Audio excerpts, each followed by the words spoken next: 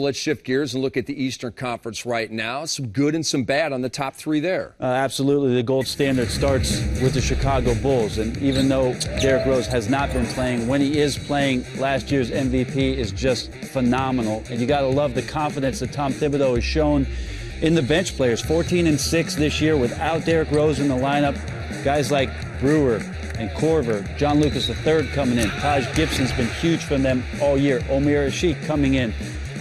Tons of confidence in these guys to go and get the job done.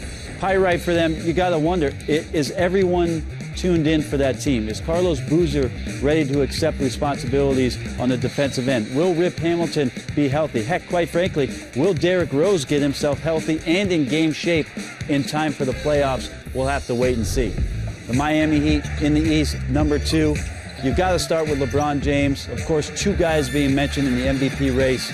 Kevin Durant on the west side and LeBron James on the east. A fantastic year, incredible efficiency. And then his playing partner, Dwayne Wade, has also been phenomenal this year. Sort of lying in the weeds, but healthy. I love the way that Dwayne Wade is moving around. I love the way he's attacking the basket. But the pyrite for the Miami Heat still has to be, can they execute in the half court? Can they get the rebounding on the inside from Chris Bosh and Joel Anthony? Can their point guards, Chalmers and Cole, step up in big game situations? We saw Chalmers do it last year. They're relying on Cole to do it some this year. Do they have enough? And then lastly, in the Eastern Conference, we'll talk about Stan Van Gundy and the Orlando Magic. Outside in-game with Dwight Howard. They love to shoot the three, but Dwight Howard simply dominates games on the interior. Can they find a way to get him more touches?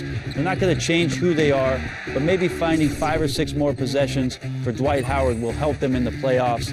But the pyrite for them, as good as Jameer has been in the second half of the season, can he be consistent in the playoffs? He's got to have big number games. Both him and Turkoglu have got to be playmakers, and Ryan Anderson and Jason Richardson, they've got to shoot the ball lights out in the playoffs in order for that team to advance and make some noise if they're going to do it in the second round. So we've got the gold standard. These teams have been phenomenal all year, doing what it is they do best.